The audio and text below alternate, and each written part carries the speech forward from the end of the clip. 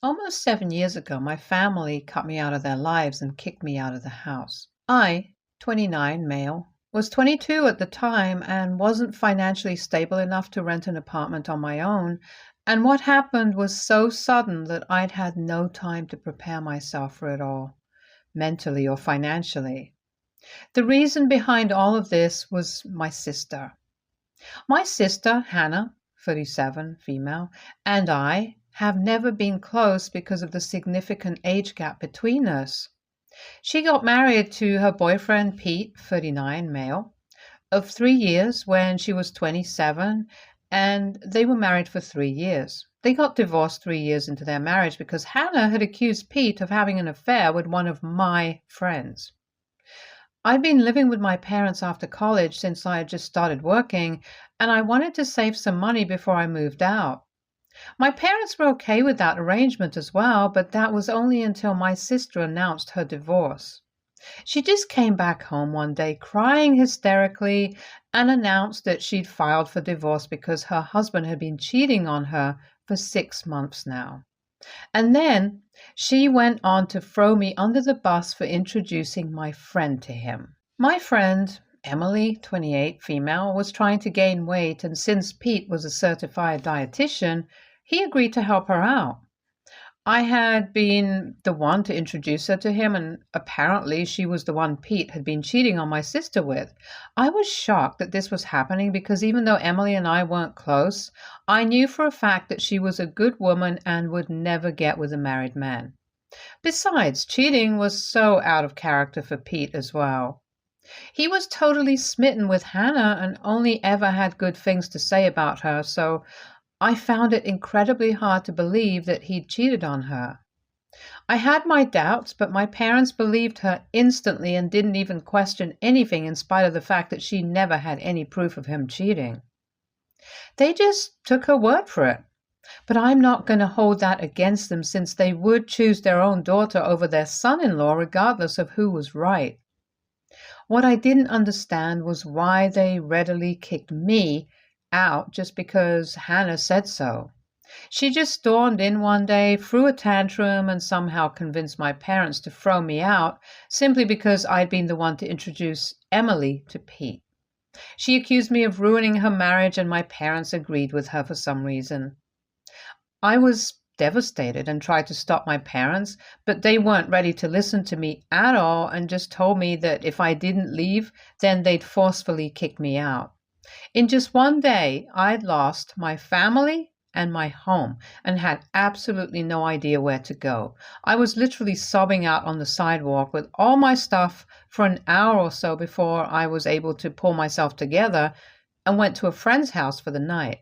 I tried contacting them every single day for the next few days, but didn't have any luck. My friend was kind enough to let me live at his place until I was able to find an apartment for myself. Unfortunately, my parents had pretty much made up their minds that I was in the wrong here and I was the one responsible for the divorce. My mom and dad had actually told me that they were disgusted by what I'd done before kicking me out, which didn't even make sense because it wasn't as if I'd been the one who Pete cheated with. They'd blocked my number so I couldn't get through to them at all, and when I tried to visit them, my mom threatened to call the cops on me if I didn't leave. So after that, I finally realized that they were serious about this and actually did blame me for whatever had happened. I don't think I had any reason to be surprised since my sister always had been the favorite child. My parents had never really planned for a second child, so I ended up always getting sidelined, and while I didn't care much for it growing up, I didn't know that it would lead to something so huge. Thinking about it now, I guess I should have seen it coming, but honestly, I don't think anyone in my place could have seen something like this coming. Anyway, I even tried to figure out things for myself to make sense of it all for the next couple of weeks since Hannah and my parents had practically cut me off altogether and I had no way to get to them.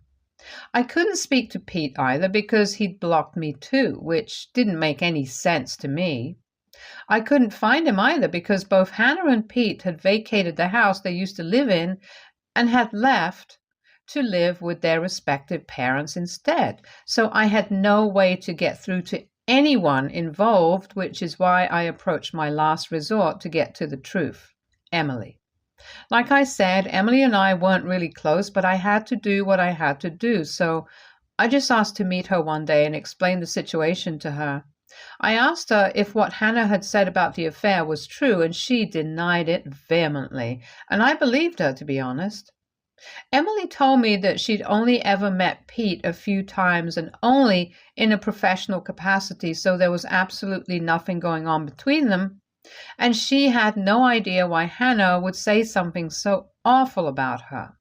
She even told me that she'd had a steady boyfriend for a couple of years already and was planning to get hitched in a few months too. She even showed me pictures, and what she'd told me was way more convincing than whatever Hannah had said.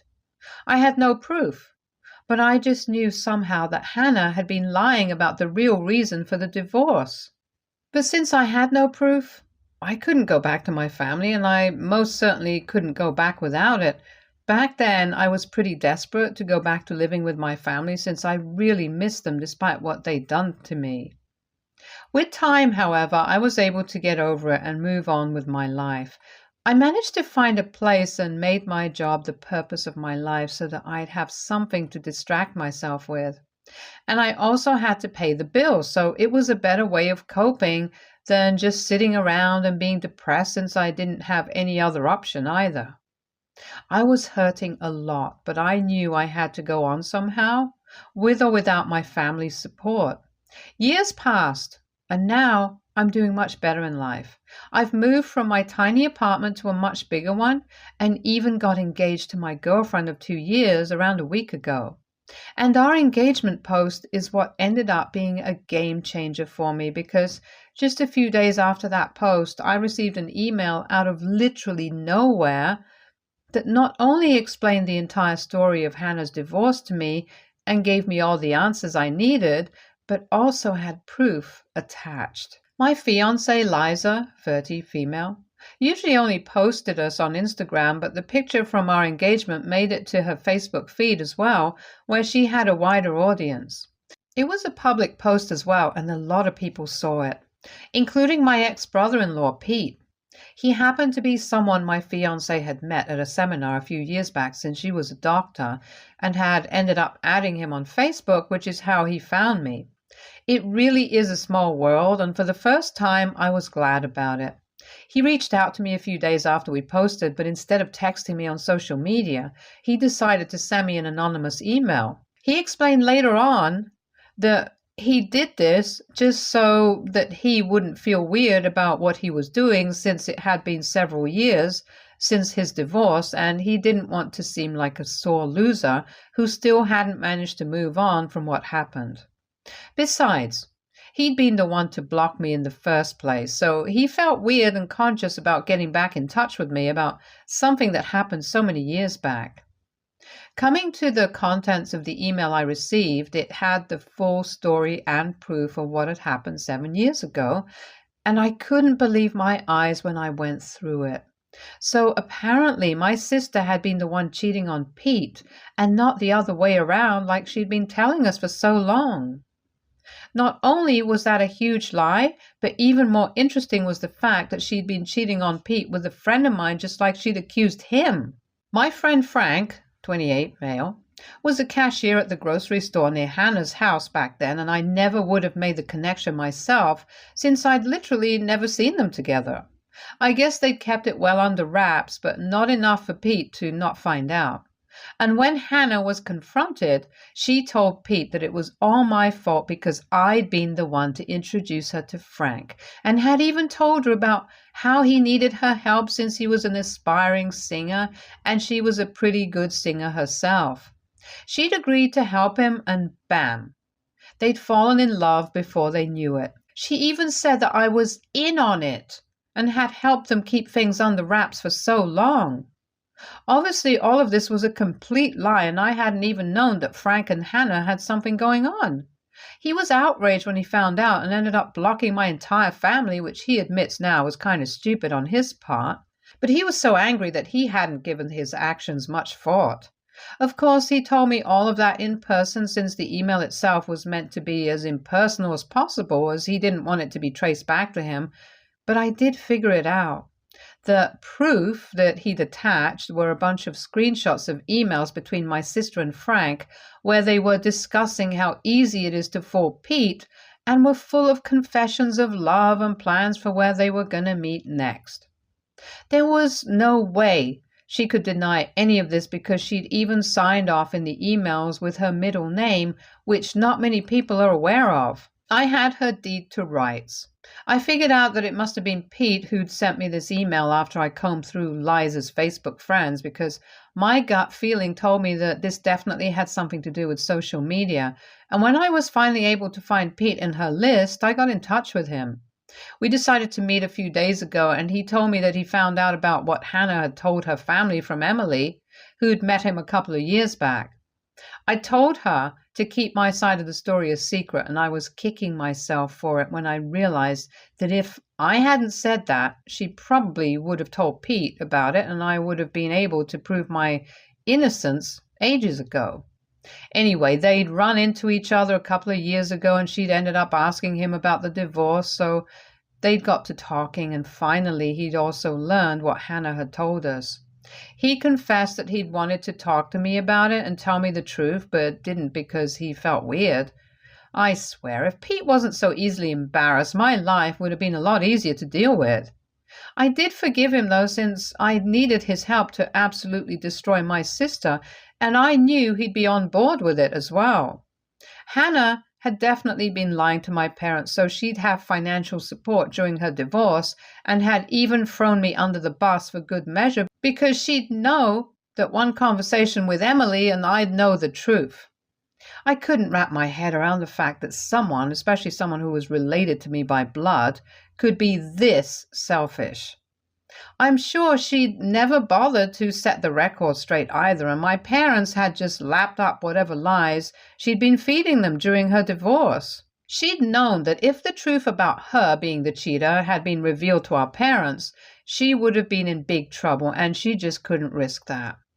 Well, too bad, but it was finally out now, and I was going to use it to ruin her life just like she'd ruined mine all those years ago. I didn't know if my family lived in the same house since I hadn't visited them for 7 years, but as luck would have it, they hadn't moved. I confirmed with an old neighbor of mine before showing up and was glad to learn that Hannah was still living with them as well. That wasn't very surprising to me because Hannah always had been a couch potato and hated doing any work herself. So if she had the option of living with her aging parents and making them do all the chores for her, she'd definitely do it. Anyway, 2 days back, Pete and I just showed up without warning at their house. My mom opened the door and we barely even gave her any time to register what was happening before we walked in. My dad and Hannah were also present in the living room, and we were one happy family again, but not for long since their expressions soured just as soon as we entered. My dad began to threaten us immediately and said that he'd call the cops if we didn't get the hell out of his house, and I shot right back saying that he was free to do whatever he wanted, but only after he'd read the documents that we were about to show them. My parents looked incredibly confused, but Hannah looked like she was going to barf and excused herself so that she could go to her room. I thought she was trying to escape, but there was no point in doing so anyway. Pete went on to show the divorce documents and the screenshots of Hannah and Frank's emails while I explained the real story. Pete also told my parents how Hannah had to give up our family heirloom, my grandmother's diamond ring, in the settlement because she couldn't afford to pay him the money since she's a high school teacher. She had to sell the ring instead. My parents were already horrified by what we told them, and that was just the cherry on top. We watched the drama unfold as my dad demanded an explanation from Hannah for all that had happened, and when she still tried to lie and cover up the truth despite all the evidence against her, my dad promptly kicked her out. He packed her stuff for her and handed over the bags to her, then told us all to get the hell out of their house. I didn't need to be told twice and left with Pete, while my sister begged and pleaded with my parents to let her back in, just like I had, all those years ago. This was karma at its best, and I couldn't be happier about it. It's been a couple of days since then, and my sister showed up at my place a few hours ago, demanding that I make things right with my parents immediately. I didn't even know how she found me, but I told her that I didn't owe her anything anymore. She'd ruined my life once, so I repaid her the favor, and we were now fair and square. I guess she really had no pride left because as soon as I said that, she started sobbing and accusing me of being a monster. I didn't care much for her drama, though, and shut the door while she continued to sob relentlessly.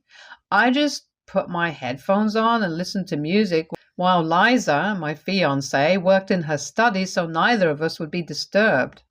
After a while, Hannah finally left us alone, but she'd left her message with a marker on my door to remind me that I was nothing but a revengeful monster. I don't see anything wrong with what I did, very frankly, and don't feel sorry in the least. But Hannah seems pretty convinced that I'm the villain here somehow. I just did to her what she'd done to me several years ago, except that I told the truth while she did nothing except lie and throw me under the bus.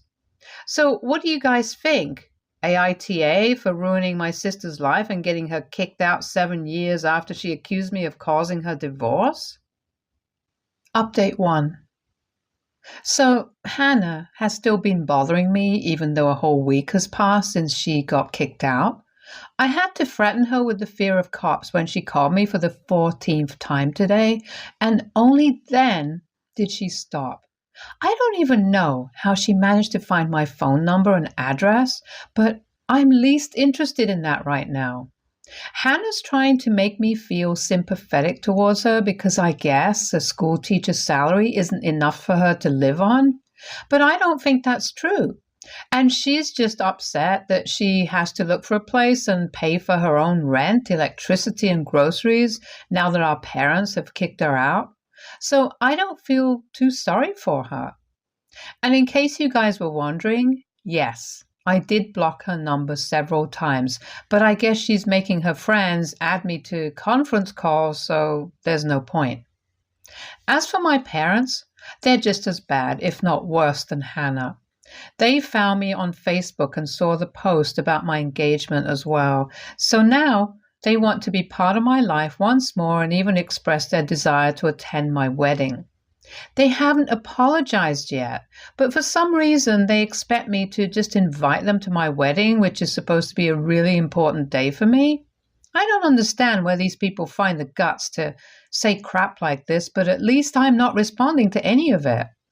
Liza and I have had a field day reading their texts because there's really just no way they're for real right now. It's all just really sad for them.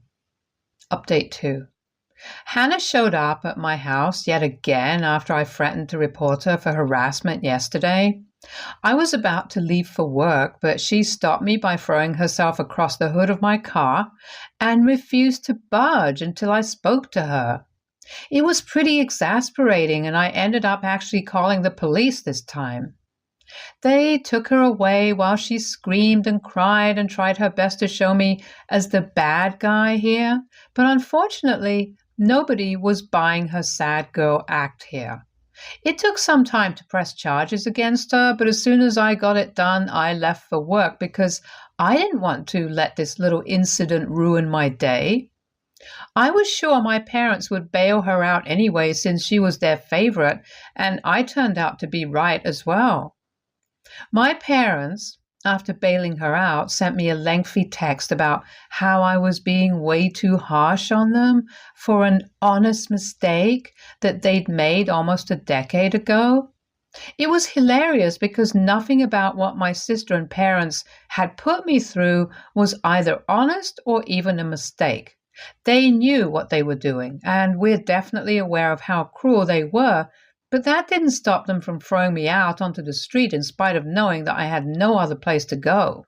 So now that I can do the same to them, I don't see a reason to be forgiving and kind. I texted my parents back saying that they'd lost any right to tell me what I could and couldn't do 7 years ago, so they'd better stop deluding themselves. I haven't blocked them yet since I haven't had the time to check my messages, but I will soon. Hopefully then I'll be rid of this entire family for good. Update 3. I just got back home from work and checked my socials, only to see that my parents had yet again sent me another long message. Liza and I went through it together, and I swear this was the funniest thing I've ever read. I guess the poor folks don't even know that I'm not even hurt by anything they say or do now. I'm just laughing at how delusional and pathetic they are. Apparently, they still believe that we're family and told me that they've taken Hannah back in with them and have decided that both their kids deserve a second chance. As if I'd ever been in the wrong at all.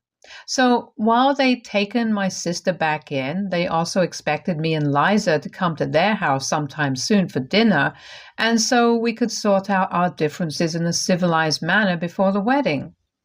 Bold of them to assume that I'd even want them at my wedding in the first place. We had a good laugh about their stupid message, and after that, I wrote right back saying that I wasn't interested in the slightest in anything that they'd invited us to, and was just fine living away from them like I had for these past 7 years. They'd shown me that I was better off without them, and I was forever going to be thankful for that. I didn't need them at all anymore, and neither did I want their so-called forgiveness, so they could peacefully continue to play happy family with my sister like they had been so far. With that last text, I blocked them once and for all because I didn't even want the laughs anymore. I was done and I was out. I'm sure they'll try to get back in touch with me one way or another soon, but too bad for them. I'm not having it anymore. Liza is the only family I need now, and I'm happy with just her. My parents and my sister have unfortunately never been able to look beyond themselves, and I highly doubt that they ever will. So the next time they get in touch with me, they'll be speaking to my lawyer as well, and that's a promise. Stay tuned for more stories from Our Girl Relationships.